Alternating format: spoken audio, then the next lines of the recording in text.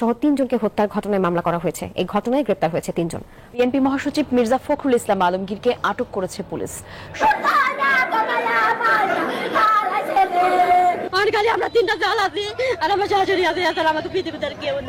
দর্শক, চাঁদা নেওয়াকে কেন্দ্র করে মসজিদের মধ্যে 3 ভাইকে কুপিয়ে হত্যার যে ঘটনা আপনারা ইতিমধ্যে দেখতে পেয়েছেন যে সারা বাংলাদেশে এখন এই বিষয়টা নিয়ে আলোচনা হচ্ছে। তবে এখানে সরাসরি বিএনপির যে শীর্ষ নেতা তারা জড়িত ছিল এই মর্মে পুলিশ এবং সেখানকার মানে গুরুত্বপূর্ণ ব্যক্তিরা এই মতামতই দিয়েছে, যার প্রেক্ষাপটে পুলিশও তাদেরকে গ্রেফতার পর্যন্ত করেছে। বিশেষ করে বিএনপির হাইকমান্ড পর্যন্ত মহাবিপদে। পুরো ভিডিওটা আপনারা অবশ্যই দেখবেন বিস্তারিত জানতে হলে। তো চলুন, বেশি কথা না বলে আমরা আপনাদেরকে বলবো, না টেনে দেখুন, তাহলে বুঝতে পারবেন। আর চ্যানেলে আপনারা যারা নতুন আছেন চ্যানেলকেও সাবস্ক্রাইব করে আমাদের পাশেই থাকবেন। তো চলুন দর্শক, আমরা আপনাদেরকে বিস্তারিত। জীবন বাঁচাতে মসজিদে পালিয়েও শেষ রক্ষা হলো না আপন 2 ভাইয়ের। এই ঘটনা ঘটেছে মাদারীপুর সদর উপজেলার খোয়াজপুর ইউনিয়নের খোয়াজপুর গ্রামে। আজ সকাল 11টার সময় এই মর্মান্তিক ঘটনা ঘটে। মাদারীপুর সদর উপজেলার খোয়াজপুর গ্রামের সাইফুল সর্দার এবং তার ভাই বেরাদাররা দীর্ঘদিন যাবৎ কীর্তিনাশা নদীতে অবৈধভাবে ড্রেজার দিয়ে বালু যে ব্যবসা, সেই ব্যবসা করে আসছিল।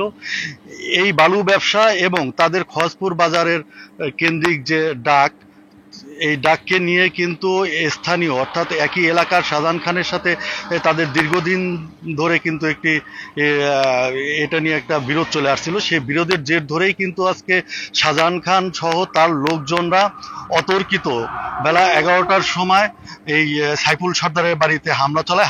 শাহজাহান সন্ত্রাসী ওরা সাইফুল সর্দারের উপরে ব্যবসা নিয়ে এমনি ওরা চাইছে ওরে মাইরা ফেলাইতে, তাই ওরা সেই সন্ত্রাসী ভাব নিয়ে এই যে কয়েকদিন আগে জেলের খাইতে বাইরে সাইফুল সর্দার আর তার ছোট বাইরে তার মেজো বাইরে মাইরা ফেলাইছে কোপাইয়া। এই যে বড় দণ্ড মাইরা ফেলানোর মতো অবস্থা হয়ে গেছে। এই নিয়ম মনে হয় বাঁচবো না, এমন অবস্থা হয়েছে। সামান্য ব্যবসা নিয়ে এই আওয়ামী লীগ আছে শাহজাহান খানের গ্রুপ করতো, এই কারণে হলো সাইফুল সর্দারের এই অবস্থা করছে তারা, আর কোনো কিছুই না। আগে তারা ব্যবসা করতে পারে নাই, এখন বিএনপি আছে, এই বিএনপির খাটাইতেছে, তারা ক্ষমতা খাটাইতেছে। শাহজাহান মডেল বাজারে শাহজাহান ইয়ার মোহরি আজকে কোনো ঝামেলাই হয় নাই। আজকে তারা আগের থেকেই কালকে রাতে বসছিল, বৈশা সকালবেলা তারা ঘর দুয়ার উৎখাত করবো, আওয়ামী লীগ কেউ রাখবে না, এই কারণে হলো এই অবস্থা করছে।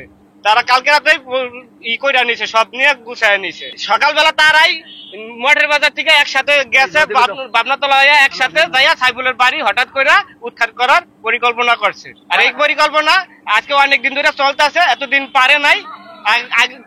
4 দিন আগেও ঢুকছিল, তারা চেষ্টা করছে থামানোর, তখন ঢুকতে পারে নাই। আজকে ঢুকে সাইফুল সর্দারের মার্ডার করে ফেলাইলো তার মেজো বাইরে। আর হলো এই যে আমরা চালিয়ে তারা কিন্তু বাড়ি ঘরে ভাঙচুর করে এবং বাড়িতে অগ্নিসংযোগের ঘটনা ঘটায়। এই ঘটনার পরে সাইফুল সর্দার সহ সাইফুল সর্দারের মেজো ভাই অলিল এবং আতাউর এই ভাইরা কিন্তু পালিয়ে পাশে যে তাদের মসজিদ সর্দারবাড়ি মসজিদে আশ্রয় নেয়। সেই মসজিদে আশ্রয় নিয়েই কিন্তু তাদের শেষ রক্ষা হয় নাই। শাহজাহান খান সহ তাদের লোকজন মসজিদের মধ্যে প্রবেশ করে তাদের এলো পাথরে কুবিয়ে তাদেরকে ওইখানে দুই ভাইকে হত্যা করতে হয়। অর্থাৎ সাইফুল সর্দার এবং আতাউর সর্দার এই দুজনকেই তারা মসজিদের মধ্যে হত্যা করে এবং আরেক ভাই যে অলিল সর্দার তাকেও গুরুতরভাবে আহত করা হয়। তারা ওখান থেকে তাদেরকে কুপিয়ে নির্মমভাবে হত্যা করে এবং বাড়িতে অগ্নিসংযোগ করে তারা কিন্তু এলাকা ত্যাগ করে।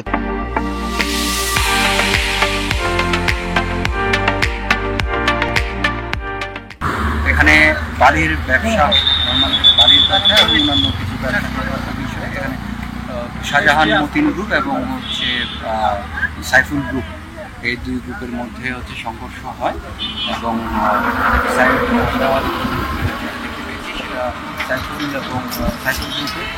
এবং আতাউর মতিন এবং শিকদার গ্রুপের আক্রমণে তারা 2 জন নিহত হয় এবং হচ্ছে আরও একজন হচ্ছে গুরুতর অবস্থায়, তাদের এক ভাই গুরুতর অবস্থা এখন হসপিটালে ভর্তি আছে।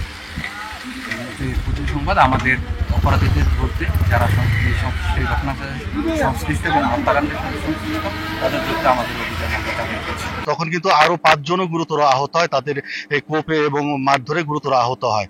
তা সাইফুল সর্দার এবং আতাউর সর্দার এই দুজনের লাশ কিন্তু ময়নাতদন্তের জন্য মাদারীপুর সদর হাসপাতালে নিয়ে যায় পুলিশ, এবং বাকি যারা আছে অর্থাৎ সাইফুল সর্দারের বড় ভাই অলিল সর্দার সহ আরো যারা গুরুতর আহত তাদেরকে কিন্তু উন্নত চিকিৎসার জন্য ঢাকা মেডিকেল কলেজে প্রেরণ করেছে চিকিৎসকরা।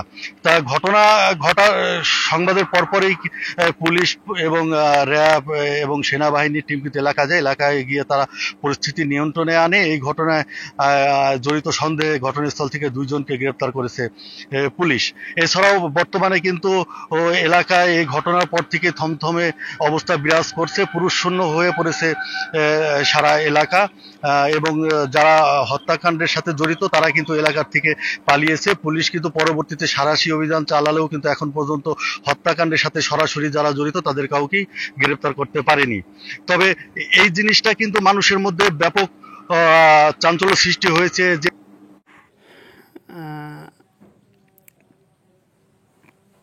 হ্যাঁ দর্শক, ইতিমধ্যে আপনারা যে ভিডিও ফুটেজ মূলত দেখতে পেয়েছেন, এই ভিডিও সম্পর্কে আপনাদের মতামত অবশ্যই জানাবেন। তবে সর্বশেষ ভিডিওটা একটু দেখুন, কিভাবে তারা চাঁদাবাজি বিভিন্ন কর্মকাণ্ড তারা সবসময় চালিয়ে যাচ্ছে। এই ভিডিওটা দেখলে আরো স্পষ্টভাবেই বুঝতে পারবেন। হ্যালো, আসসালামু আলাইকুম।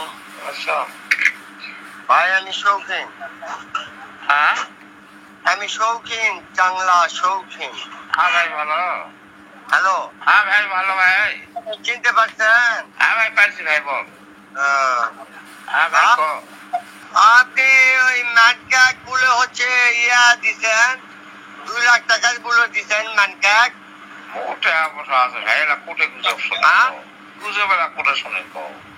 আমি শুনলাম যে ম্যানক্যাক আপনি 2 লাখ টাকা দিচ্ছেন। ম্যানক্যাক আপনার বাঁচাতে পারবে? আল্লাহর হাতে ঠিক আছে, কিন্তু আল্লাহ যে আমার হাতে রেখে রাখছে আপনার,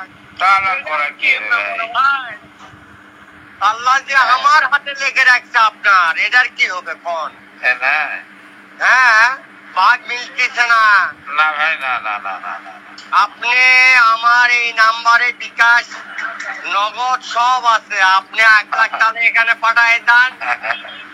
হ্যাঁ তাহলে আপনি মনে করেন ম্যানক্যাক টাকা দিবেন, মানে আপনি ম্যানক্যাক কে দলের ওই সার বাটা কে দলের? না ভাই না, এটা মিথ্যা কথা ভাই।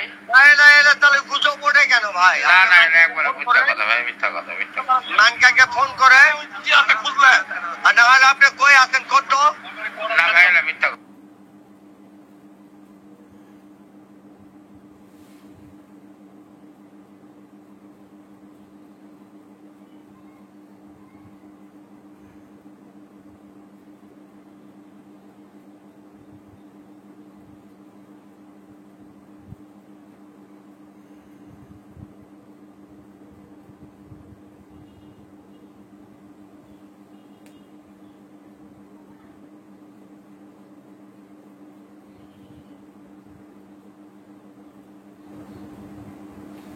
দর্শক, সর্বশেষ ভিডিও ইতিমধ্যে আপনারা দেখতে পেয়েছেন।